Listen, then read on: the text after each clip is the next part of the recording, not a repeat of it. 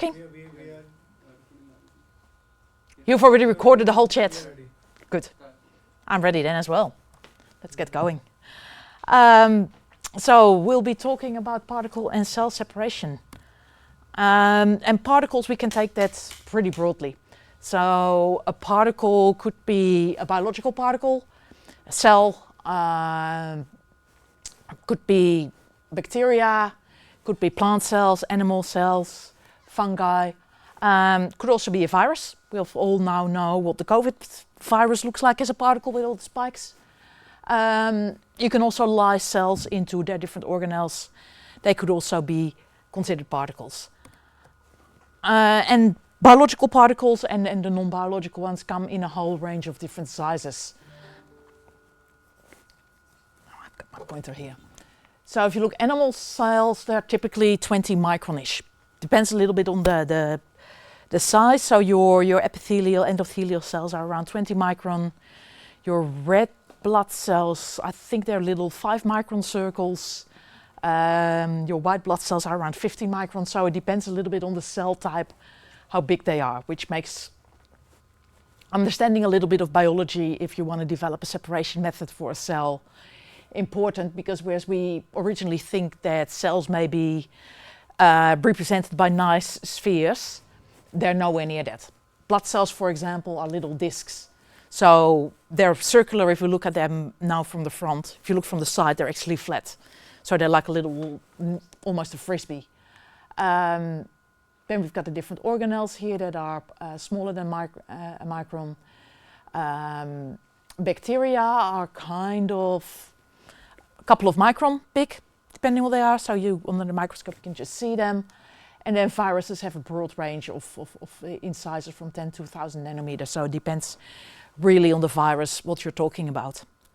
Not quite a bioparticle, but certainly an analyte class of increasing concern are the microplastics. And if the microplastics break down, then we end up in nanoplastics. So we, in analytical chemistry, it's increasingly known and understood that bits of plastic are found anywhere in Antarctica. And that becomes a challenge that may have some microfluidic solutions trying to concentrate and isolate the plastic particles to then be able to characterize them and what they're actually doing. Because there's a lot of risks. Plastic as themselves are not healthy, but the micro and nanoplastics by themselves are very good sorbent, so they may actually be absorbing toxins from the environment and pre-concentrate them. So we'll have Professor Malik's lecture on pre-concentration solid phase extraction after this.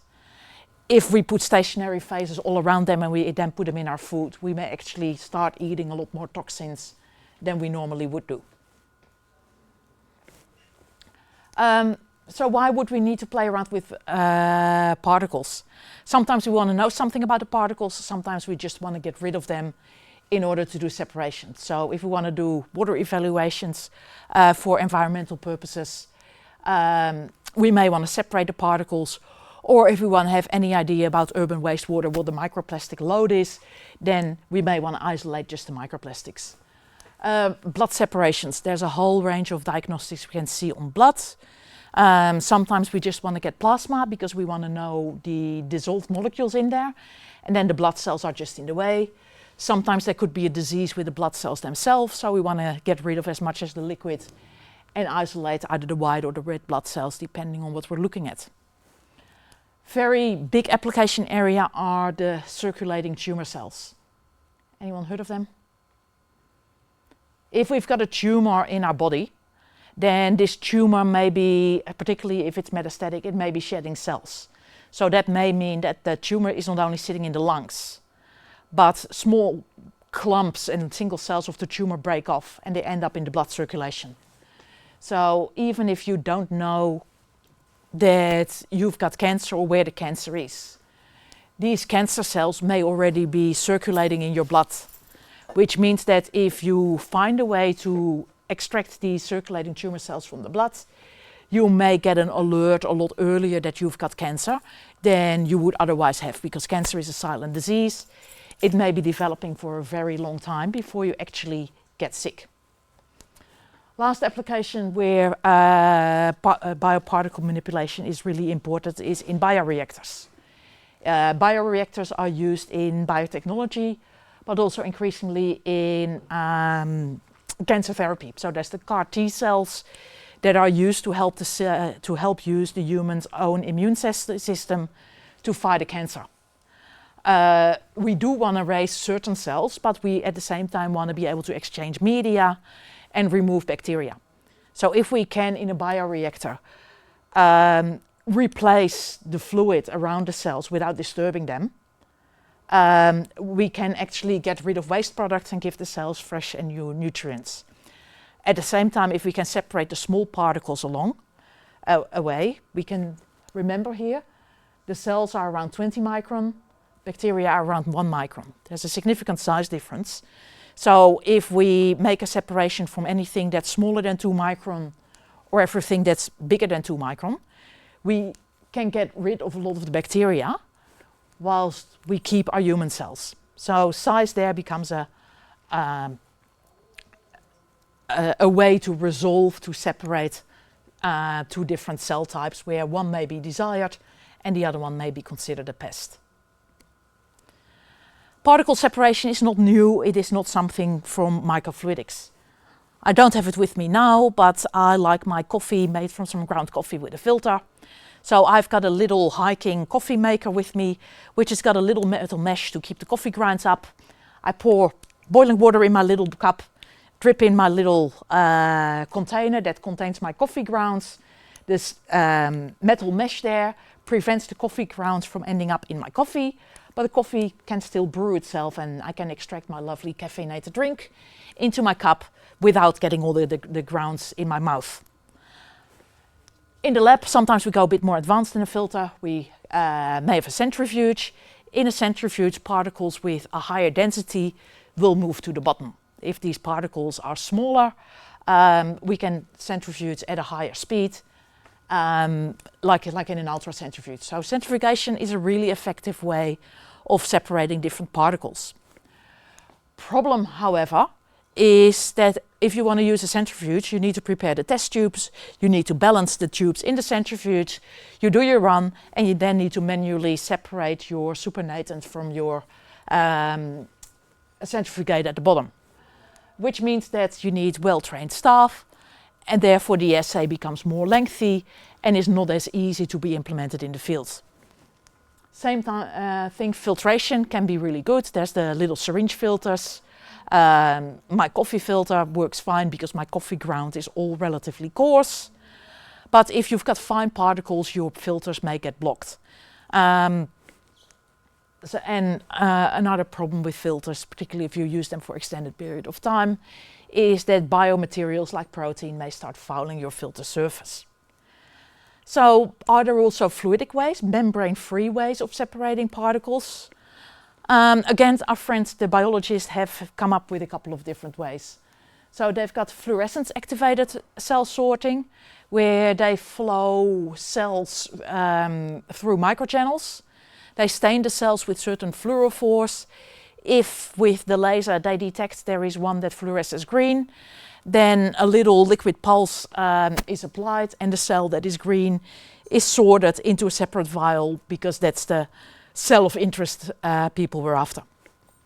Same thing can be realized in cell sorting with magnetic activated sorting. At that point we don't use a fluorophore to stain the cells, but we attach a magnetic bead. This magnetic bead will be moving, dragging the cell from one outlet into the other, allowing for the separation of cells using a magnet. The current lecture will be about how microfluidic methods can be used for particle separation. Microfluidics, as we know, deals with the behavior and control of fluids and particles at a sub-millimeter scale. And we've got advantages in terms of low cost, fewer reagents, and the ability to integrate multiple processes and automate them. Like we spoke this morning about the mixing, we have again a toolbox here. So there's no direct winners or losers. There's horses for courses. If you want to win the Formula 1, you probably don't want to do it in a Toyota. If you want to drive from here to Pachala, a Toyota will do the job. So is a Toyota a good car or a bad car? Really depends on the situation. And the same thing counts for the mixing methods that we discussed this morning, and here about the microfluidic separation methods. So we've got, like we had active and passive mixing methods this morning, we continue to use the same kind of language. What was active this morning? When was something an active mixing method? Inputting some energy from outside. Exactly. To achieve so all our active waves and so here it's exactly the same thing. If we have an active separation method, that means that we need to put in an additional energy, which could be an electric field, it could be a magnetic force, it could be, again, you're already right there, the acoustic forces. The passive separation methods, there we don't do anything but provide a pump to provide the liquid flow, and we use the forces on the particles in the fluid to achieve the separations, which unfortunately comes accompanied with a whole range of equations again. So I'll try to be light on the equations this afternoon, just so show you with some errors how the different particles can move, and just see it if you need to have a particle separation. There's reference in there to a couple of reviews that compare the different methods. Sometimes one is better, sometimes the other is better. If we're starting off with dielectrophoresis, which is an active method, which means that we've got an additional force. In dielectrophoresis, that's an electric field, but in contrast where in electrophoresis, where we had a continuous electric field, a DC field applied across our field with electrodes the same way, or if we've got a DC field and we've got equal size electrodes, the particle is pulled as much to the right as it is to the left, and we've got no real net effect on the particle. If we get an asymmetrical field, however, we get more pull from the higher intensity field near the small electrode than at the large one, which means that the force will start depending. Different particles will experience a different force in dielectrophoresis, which means that we will be able to use dielectrophoresis to separate particles with different properties. The strength of the force that we can achieve with dielectrophoresis include the electrical properties of both the medium and the particle. So it is the difference of the properties of your particle with the medium that get to the result if you've got positive electrophoresis, which means that you move towards the electrode, or you've got negative electrophoresis, which means that you move away. So in this instance, we've got an asymmetric field by having two interdigitated electrodes. So we've got the field here is applied at 180 degrees, so just offset with the field to this comb electrodes. So we got these electrode pairs where we've got the asymmetric fields, and we've got some particles that are pulled close by and some of them that are moved away, which means that we can concentrate some particles close to the surface and we can send some other ones away. By the time we can control where the particles go, it also means that we can use it in continuous flow situations. So if we look at a flow-through microchannel here, where we've got a clean buffer medium being flown in the middle. We've got cells being injected from both sides. We still have laminar flow, so our buffer and our cells suspensions are happily flowing alongside each other. We have electrodes sitting here on the top and bottom of the channel where we can do dielectrophoresis with. The dielectrophoretic forces, however, give a force, a driving force away from the electrode. So negative electrophoresis, the particles that we've got in the cells here are being pushed away by the way that the system was set up. So now we've got two different forces acting on our cell. We've got the hydrodynamic force, because we've got our liquids all going into our channel and we've got flow happening here going towards the waste and collection channels. That hydrodynamic flow is, except for the zero flow at the wall and the parabolic flow profile, that hydrodynamic force is pretty much the same across the bulk fluid. But this dielectrophoretic force drags the cells down or up depending on the angle, which means that a particle or a cell that was in the mixture here is being pushed in this direction by the dielectric field, which means here you can see the cells that are being pushed by the dielectrophoresis away from the electrodes into the central collection channel. This now means that we can extract our cells from the cell mixtures applied to the outer flows into the clean buffer medium, where we can collect a concentrated clean sample flow by applying the AC potentials to the arrays of electrodes that are positioned here over the channel. As we've already seen with Professor Baga yesterday, that if you can concentrate things with isotechophoresis, you don't get good resolution, but you then get good resolution with the zone electrophoresis. If you stick them together like two Lego blocks, you may be able to get the best of both worlds. A lot of people in microfluidics are engineers. Engineers love Lego, so they like combining yellow and blue blocks. That's exactly what they've done here.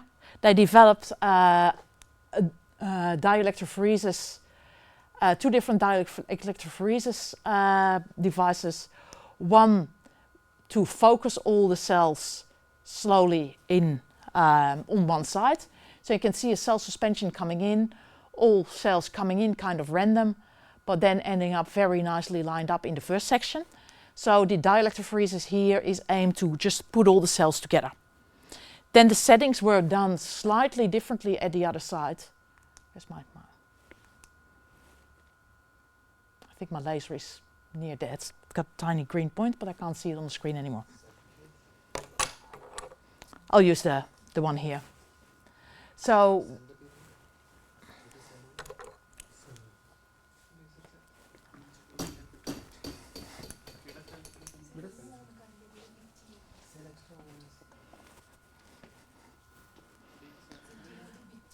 So you can just still see it on your hands, but not on the wall anymore.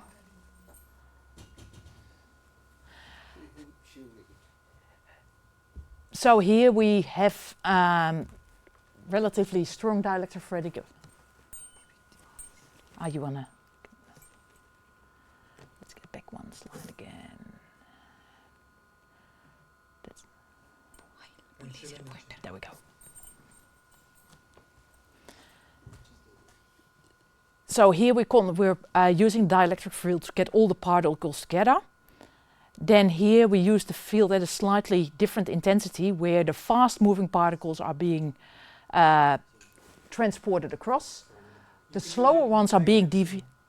You can use it like pencil, so you can draw with this one. Yeah.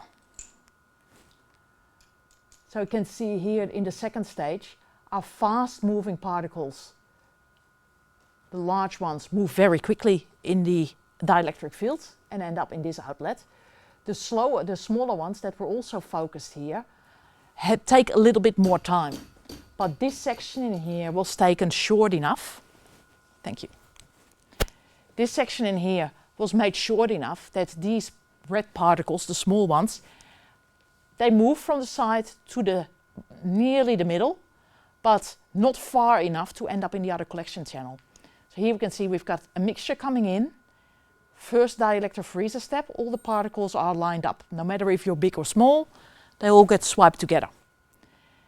Then we have a short section where we apply a force that is stronger on the larger particles than on the smaller ones.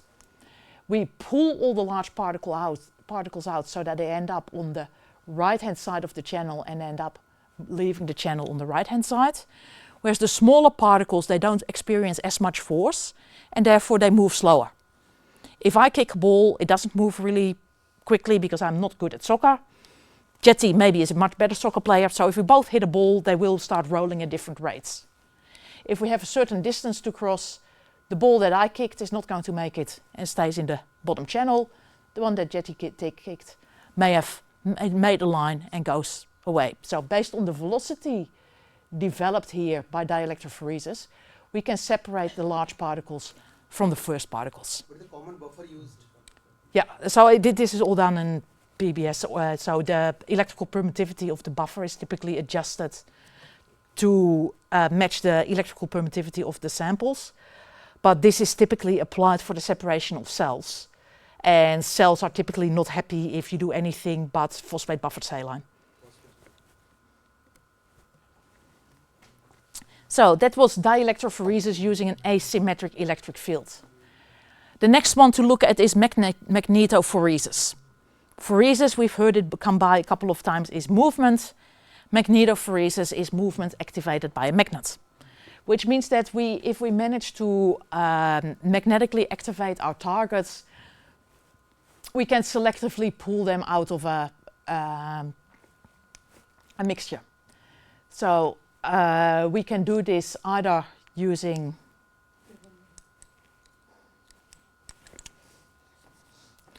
working in a ferrofluid that's magnetic and then have different forces in the fluid on large and small particles. So here in the ferrofluid we've got the liquid is magnetic, or we can do it in under aqueous conditions where we've got magnetic and non-magnetic particles.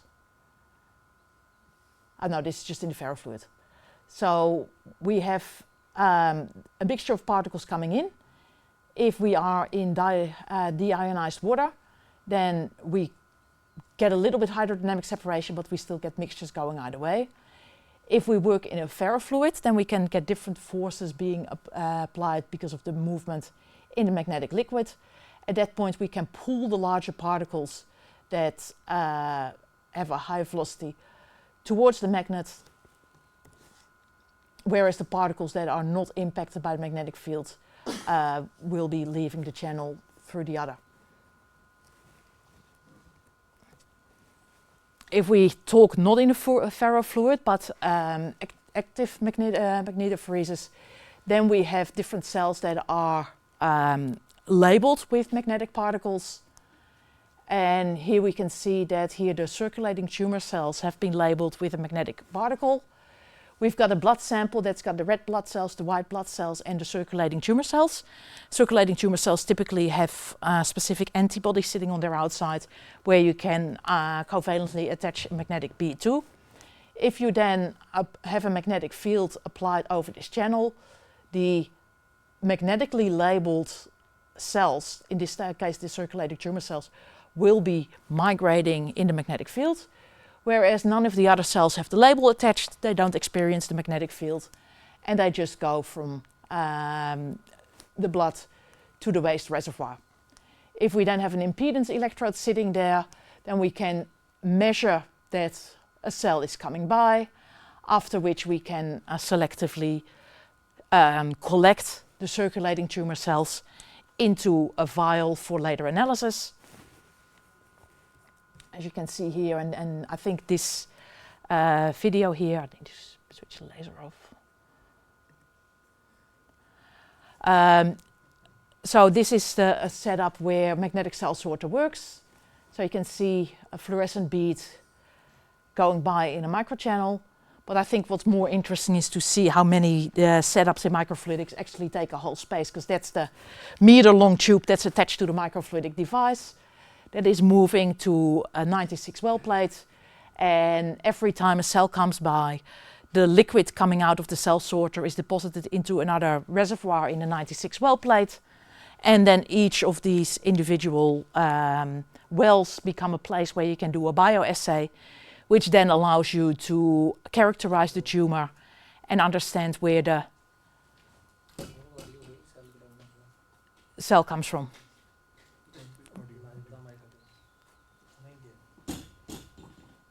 We've got a technical problem. Just no, ma'am. That's okay.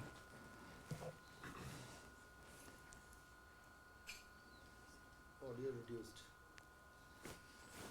नहीं sir मैं just इत्थे देख रहा सी display show होना बंद हो गया सी cell दा इत्थे एक पॉइंट आ रहा है ना ਉੱਥੇ डिस्प्ले ਤੇ ਆ ਰਿਹਾ ਸੀ ਮੋਨੀਟਰ ਜਿਹੜਾ ਹੈ ਨਾ ਤੁਹਾਡੇ ਰਿਸੀਵਰ ਲੱਗਿਆ ਉਸ ਰਿਸੀਵਰ ਤੇ ਸੈੱਲ ਆਣਾ ਬੰਦ ਹੋ ਗਿਆ ਸੀ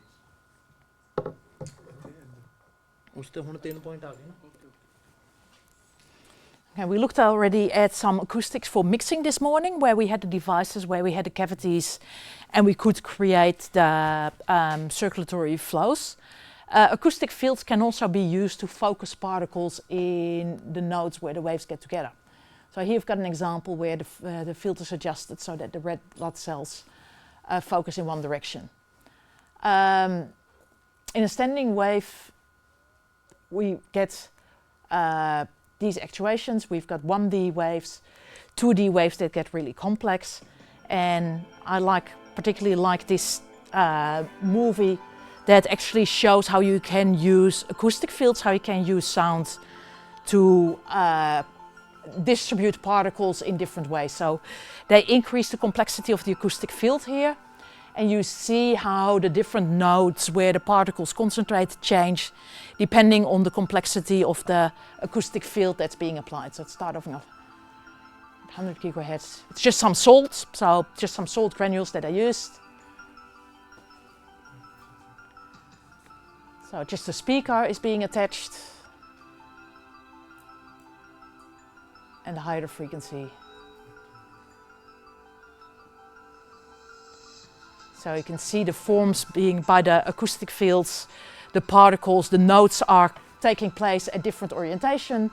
And you can just see that by the vibration of the field, the particles actually want to sit in the nodes, in the valleys where they experience the smallest amount of energy.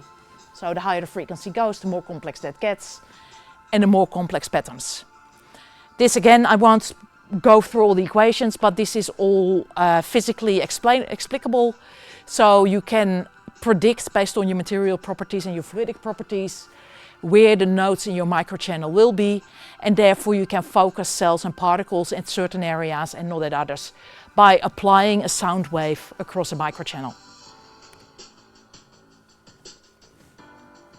I think that's nearly it, but you can see that just by simply changing the frequency of the sound, and this is done with simply a little speaker under it, you get very, very different patterns that the nodes will take.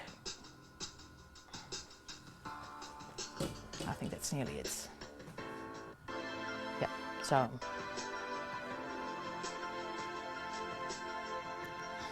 Hello? Yeah, there we go.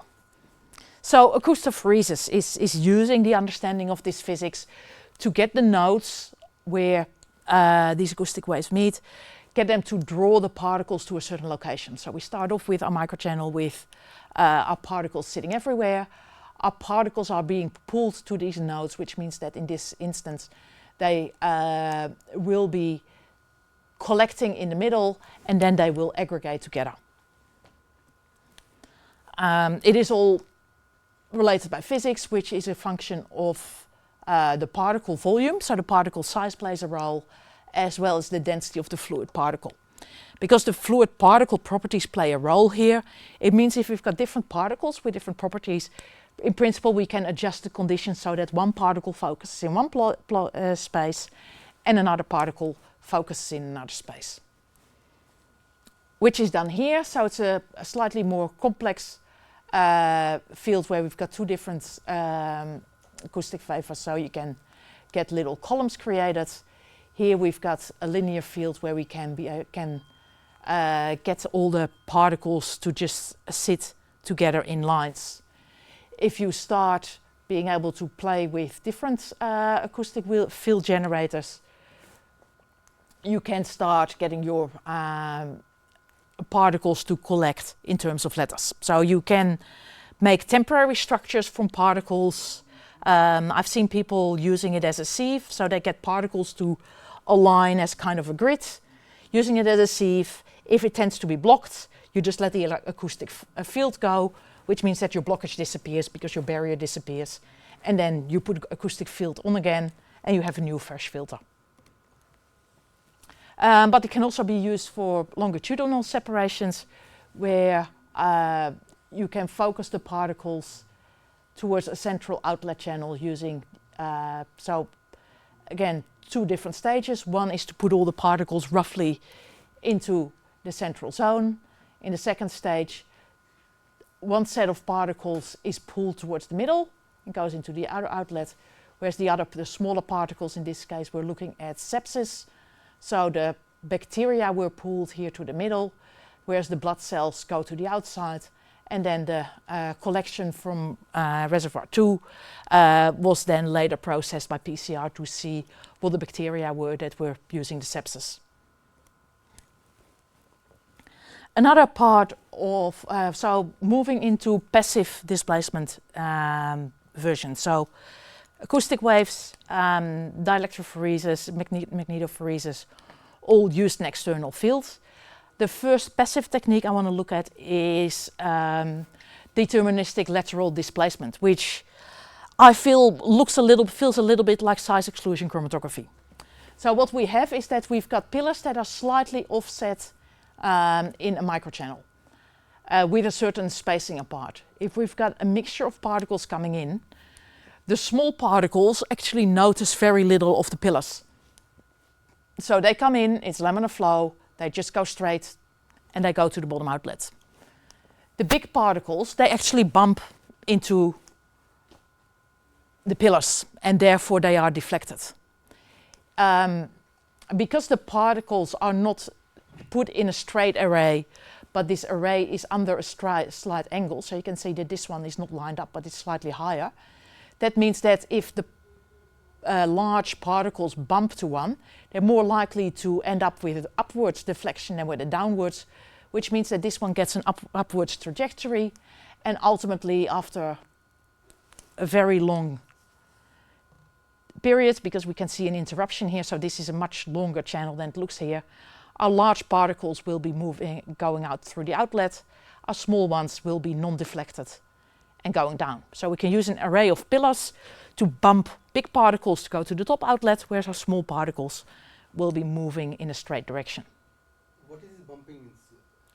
Movement or? Movement. So we've got a flow of liquid that's containing our different particle sizes coming in. That is driving force. The driving force is if you collide with a particle, you get impact. So you change. If I bump into this table, I'll change direction. Yes, definitely. If I would be 10 sizes smaller, I didn't have to bump because I'd fit straight through, so I'm not deflected. These holes are vibrating. No. No, it's just pure on impact. So these pillars are sitting there, Okay.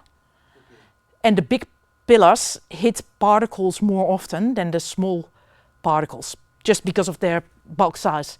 A scooter is easier to navigate in traffic than a car. But how that is separating these two? Because these are not in a straight line, these are slightly offset. Okay. So the likelihood that you get bumped up is higher than the fact that you get bumped down. So stochastically, there will be a number of times that they get a little downward motion, but over 1,000 pillars, the net effect is that they get bumped up more often to the top. Vertically or horizontally? This is just happening in so the chip bottom sits on the table and the pillars stick out vertically in the Z direction.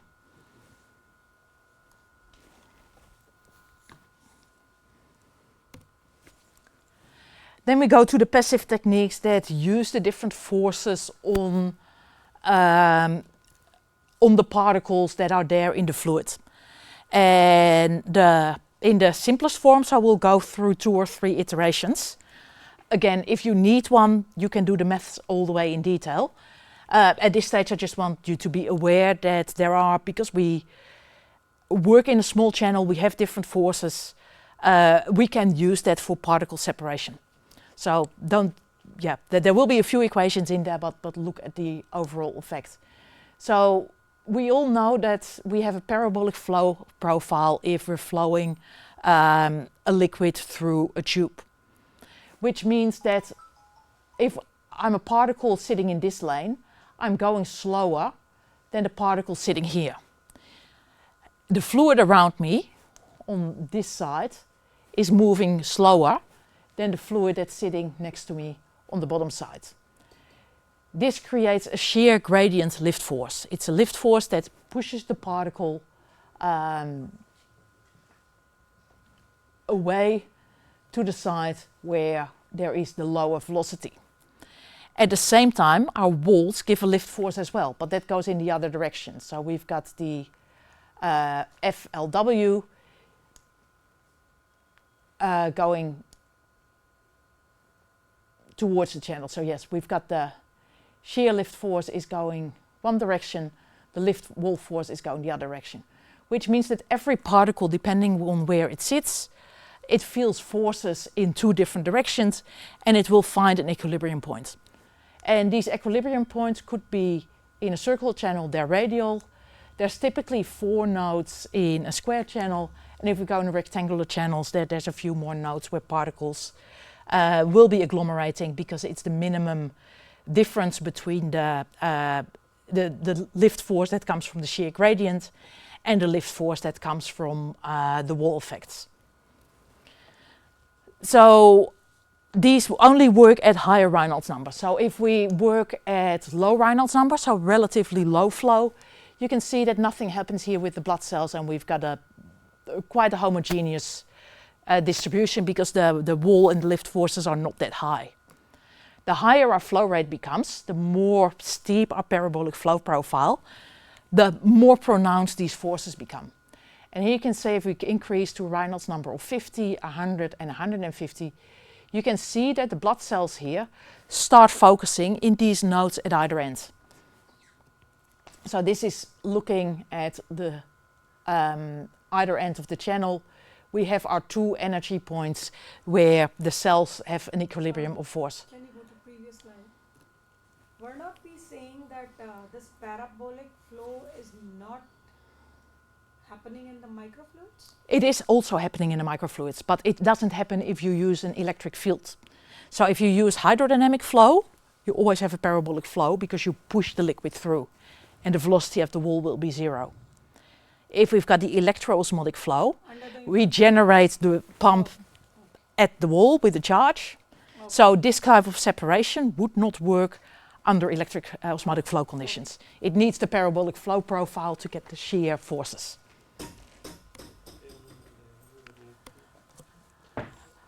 What they then looked at in this article is look at the behavior. So we just looked at normal blood cells. They then found that if you have expansion and contraction channels, that the circulating tumor cells that are stiffer and larger tend to focus on the middle part of the section. So here we've got the circulating the abnormal cells. And you can see that here they stay in the middle of the device between the contraptions, whereas the other cells, they accumulate towards the sides because the circulating tumor cells, they're larger, they're bulkier. The experiences, the ideal node where they sit is different.